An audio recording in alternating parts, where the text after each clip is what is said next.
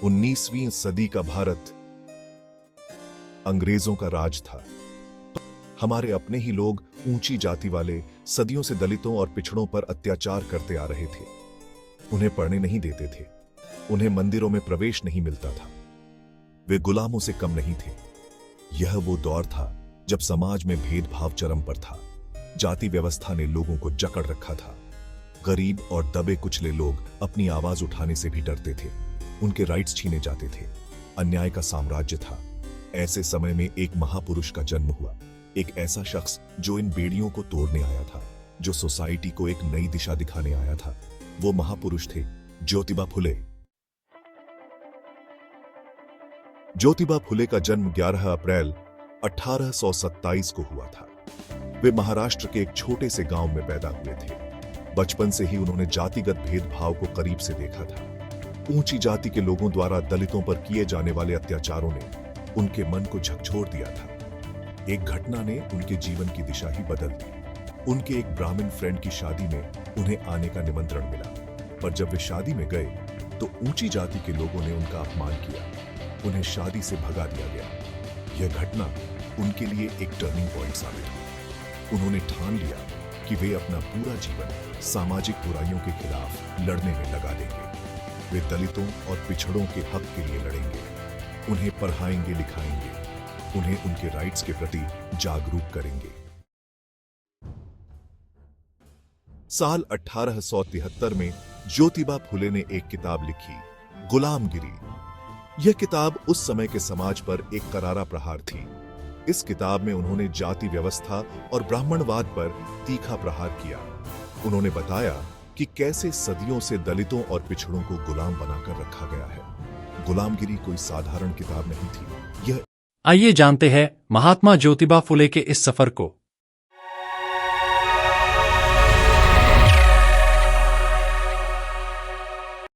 गुलामगिरी, ज्योतिराव और धोंडीराव।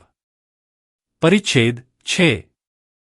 बलिराजा, ज्योतिबा, मराठे, खंडोबा, महासुभा, नवखंडों का न्यायी, भैरोबा, 7 आश्रम, डेरा डालना, रविवार को पवित्र मानना, वामन, श्राद्ध करना, विंध्यावली, घट रखना, बलि राजा की मृत्यु, सती जाना, आराधी लोग, शिलंगण, भात का बलि राजा बनाना, दूसरे बलि राजा के आने का भविष्य, बाणासुर, कुजागरी, वामन की मृत्यु, उपाध्याय, होली, वीर पुरखों की भक्ति, बलि प्रतिपदा, भाई दूज आदि के संबंध में। फिर बलिराज ने क्या किया?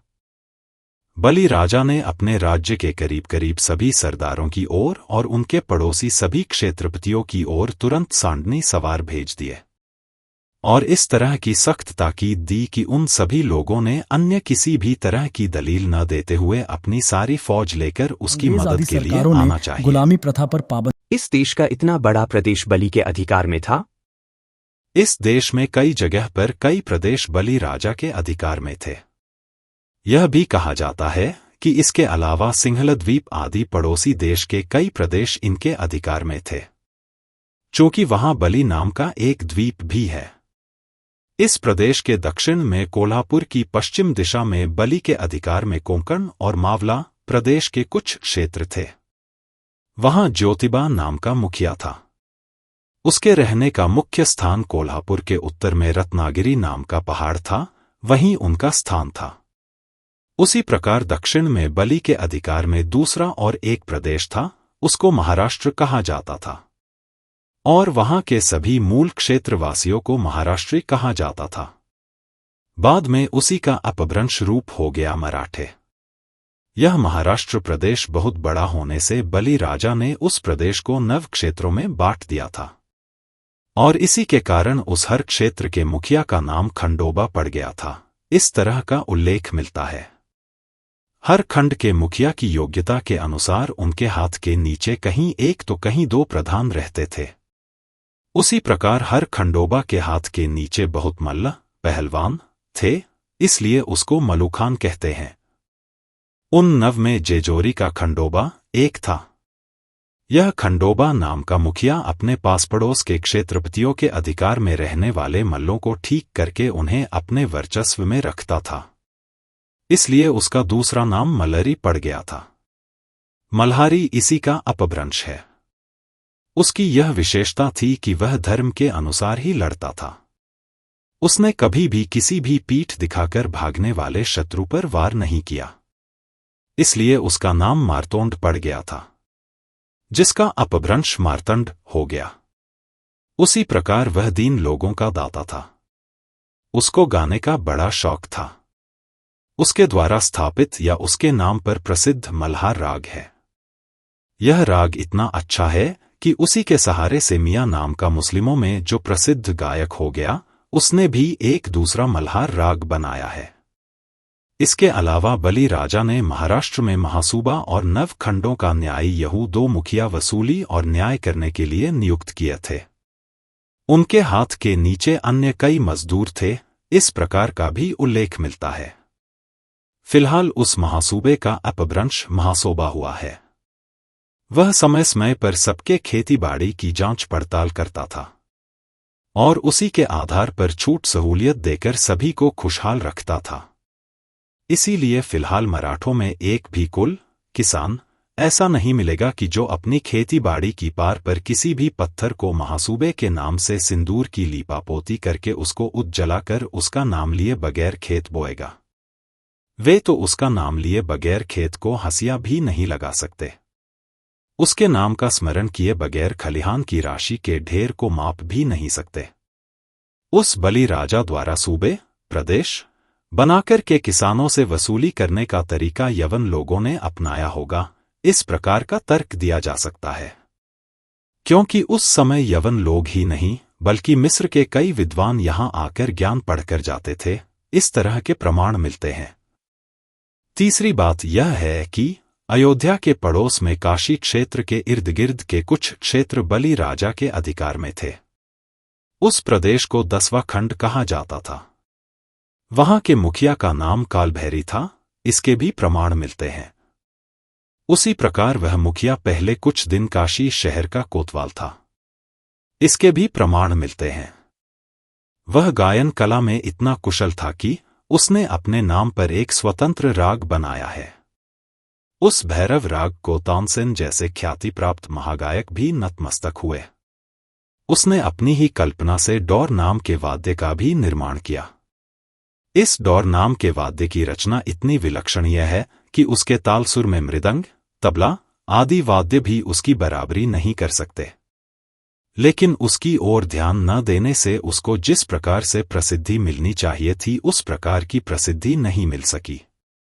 उसके जो सेवक हैं उन्हें भैरवाड़ी कहते थे, जिसका अपभ्रंश भराड़ी है।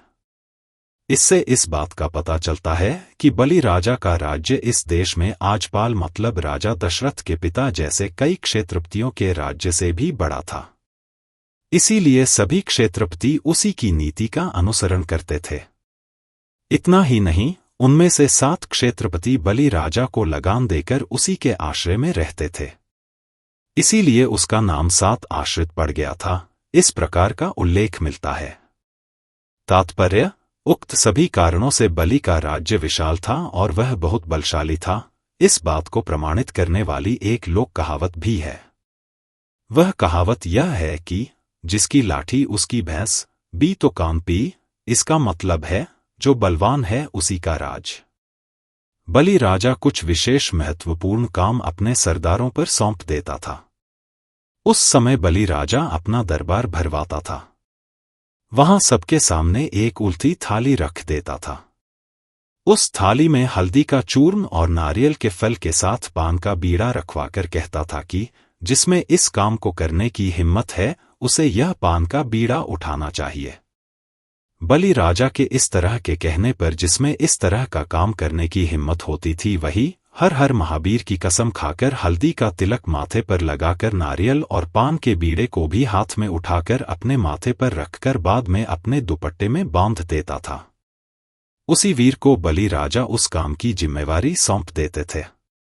बाद में वह वीर बली राजा की आज्ञा लेकर अपनी फौज के साथ पूरी शक्ति लगाकर शत्रु की फौज पर हमला बोल देते थे।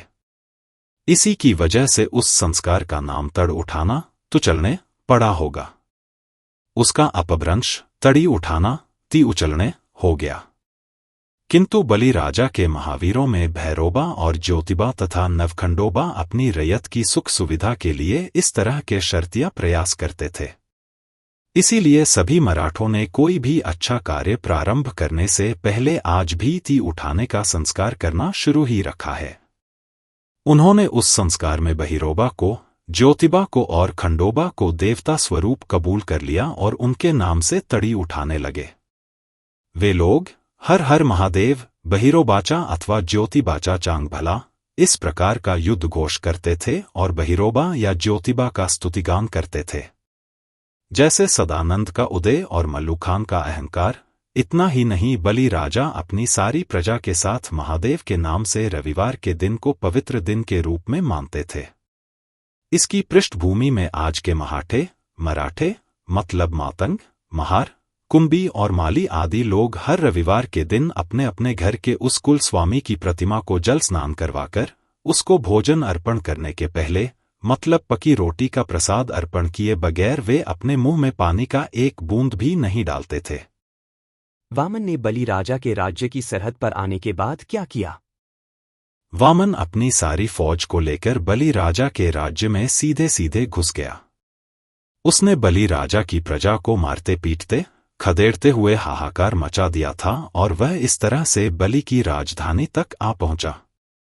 इसलिए बलि ने अपनी देश भर में फैली हुई फौज को इकट्ठा होने से पहले ही बेबस होकर अपनी निजी फौज को साथ लेकर वामन से मुकाबला करने के लिए युद्ध भूमि पर उतर पड़ा। बलि राजा बलि भाद्रपद वदी 1 पद से वदी 30 तक हर दिन वामन और उसकी फौज के साथ लड़कर शाम को लौटकर आराम के लिए अपने महल में आता था। इसी की वजह से दोनों ओर के जितने लोग उस पखवाड़े में एक दूसरे से लड़ते हुए मर गए, उनके मरने की तिथियां ध्यान में रहीं। इसीलिए हर साल भाद्रपद माह में उस तिथि को श्राद्ध करने की परंपरा पड़ गई होगी, इस तरह का तर्क निकलता है।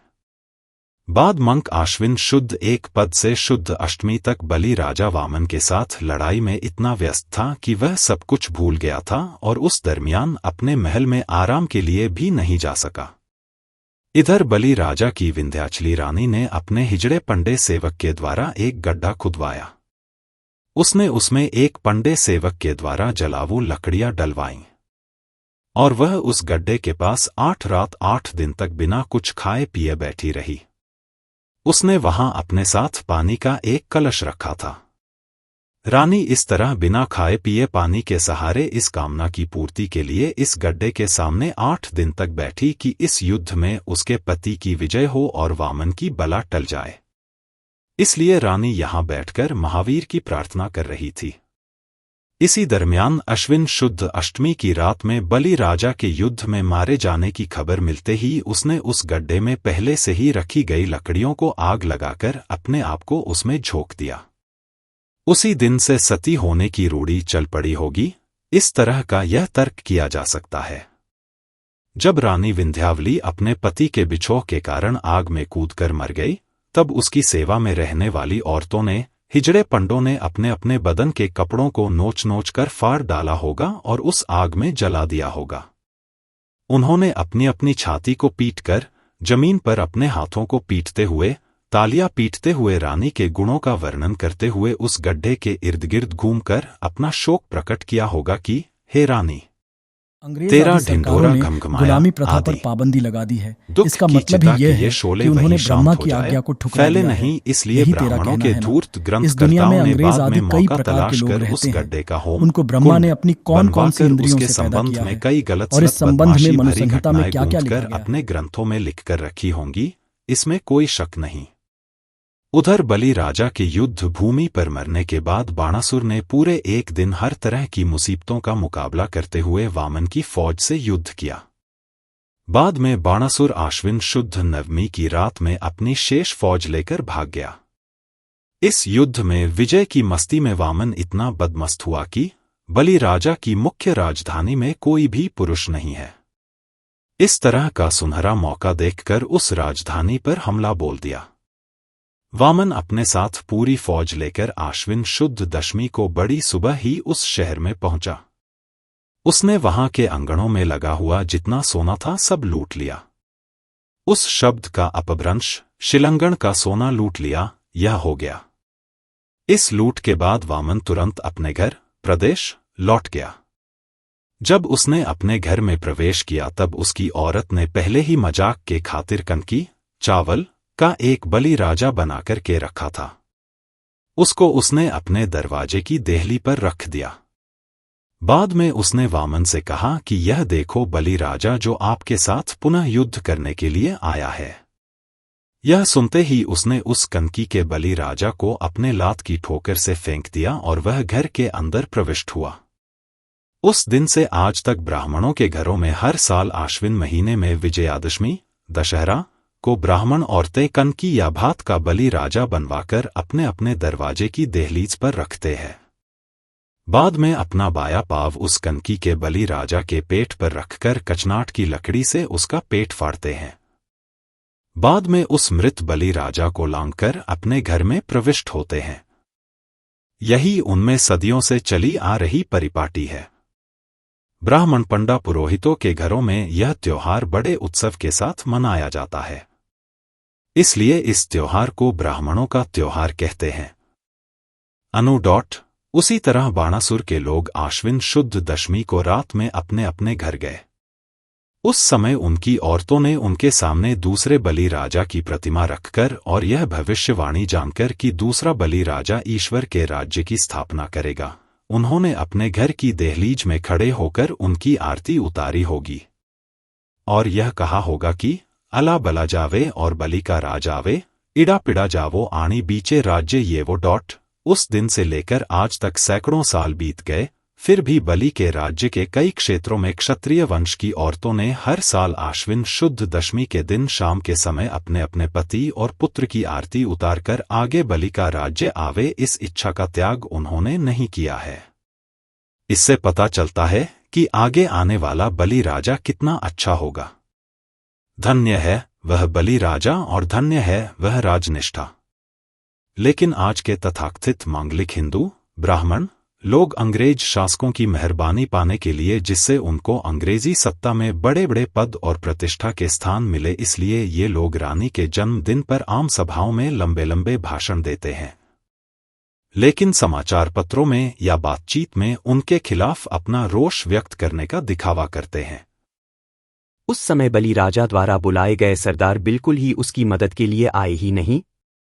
बाद में कई छोटे मोटे सरदार अपनी अपनी फौज के साथ आश्विन शुद्ध 14वीं को आकर बाणासुर से मिले। उनके बाणासुर को आकर मिलने की खबर सुनते ही बलि के राज्य के कुल मिलाकर सभी ब्राह्मण अपनी जान बचाकर वामन की ओर भाग गए। उनको इस तरह भागकर आते देखा और वामन बहुत ही घबरा गया। उसने सभी ब्राह्मणों को इकट्ठा किया। आश्विन शुद्ध 15वीं को वे सभी इकट्ठा होकर सारी रात जागकर अपने भगवान के सामने प्रसाद स्वरूप दावपेंच तय करने लगे कि बाणासुर से अपना संरक्षण कैसे किया जाए। बाद में वामन दूसरे दिन अपने बाल बच्चों के साथ सारी फौज को साथ लेकर अपने प्रदेश की सीमा पर पहुंचकर बाणासुर की इंतजार कर रहा था। बाद में बाणासुर ने क्या किया? बाद में बाणासुर ने आव देखा न ताव, उसने एकदम वामन पर हमला बोल दिया। बाणासुर ने बाद में उसको पराजित किया, उसके बेहाल किए और उसके पास जो कुछ था वह सब कुछ लूट लिया। फिर उसने वामन को उसके सभी लोगों के साथ अपनी भूमि से खदेड़कर हिमालय की पहाड़ी पर भगा दिया। फिर उसने उस पहाड़ी को चारों ओर से घेर कर पहाड़ी के पायदान पर अपना डेरा डालकर वामन को दाने दाने के लिए इतना मोहताज बना दिया कि उसके कई लोग केवल भूख से मरने लगे। अंत में इसी चिंता में वहीं पर वामन अवतार का सर्वनाश हुआ, मतलब वामन भी मर गया। वामन के मरने से बाणासुर के लोगों को बड़ी खुशी हुई। वे कहने लगे कि सभी ब्राह्मणों में वामन एक बहुत बड़ा संकट था। उसके मरने से, उसके नष्ट हो जाने से हमारा शोषण उत्पीड़न समाप्त हो गया।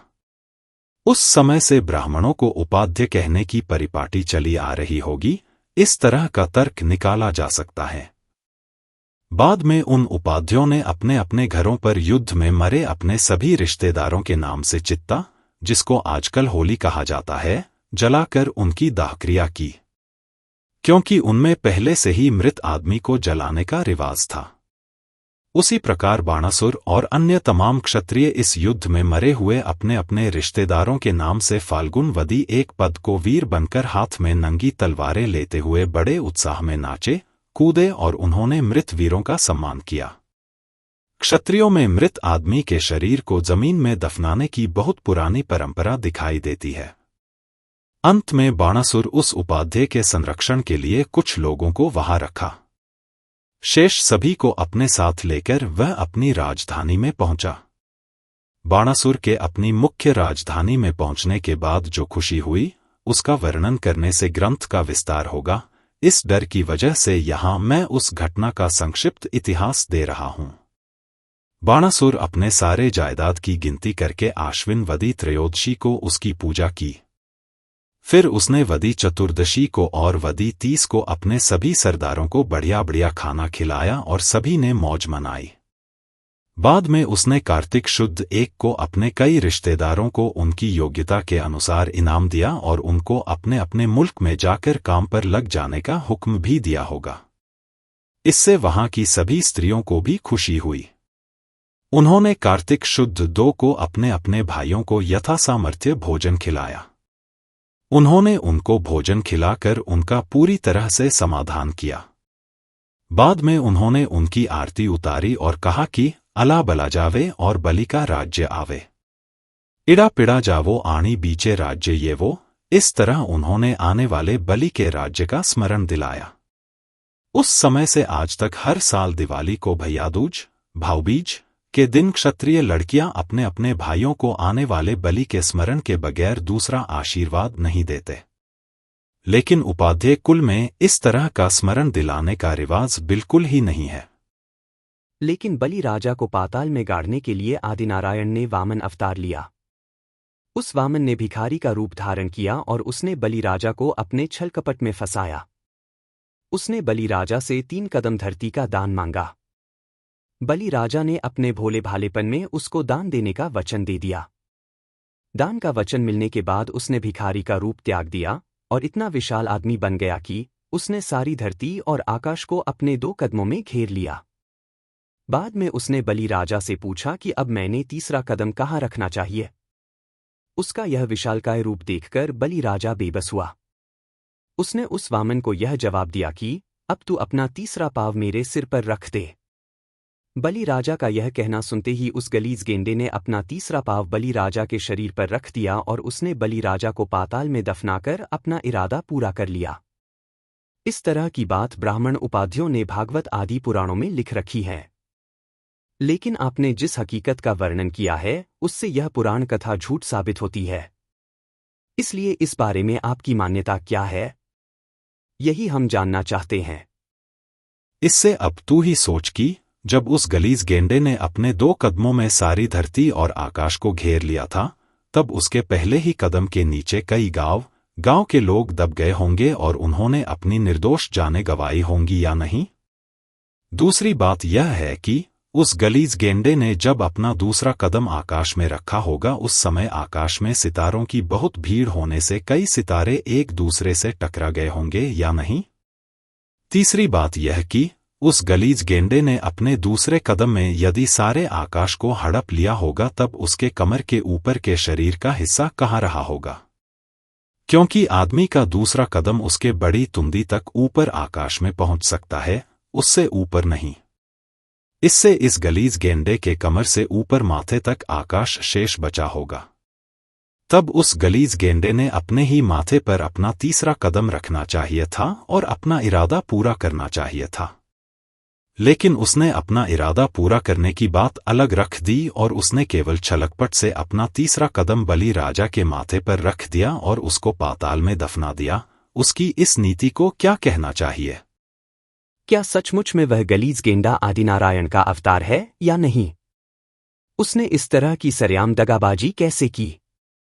जो लोग ऐसे धूर्त दुष्ट आदमी को आदिनारायण का अवतार मानते हैं, उन इतिहासकारों की छी करते हुए हम उनका निषेध करते हैं, क्योंकि उन्हीं के लेखों से वामन छली, धोखेबाज, विनाशकारी और हरामखोर साबित होता है।